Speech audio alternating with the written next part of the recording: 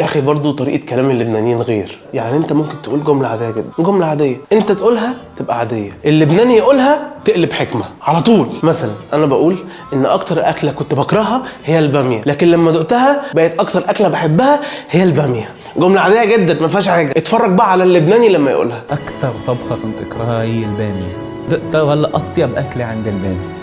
عم شوف انا ليه، شو القصه؟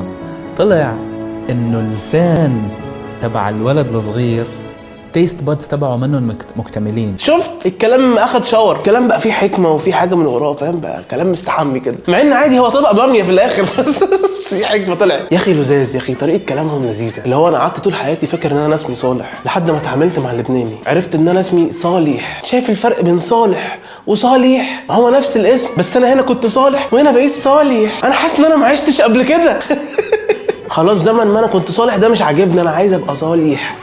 انا عايز اكون صالح، ولما بصحى الصبح ما بفطرش، بتروق هونيك كده هونيك سوري اصدقائي القدامى، انا ما اعرفكمش، انا مش فاكركم.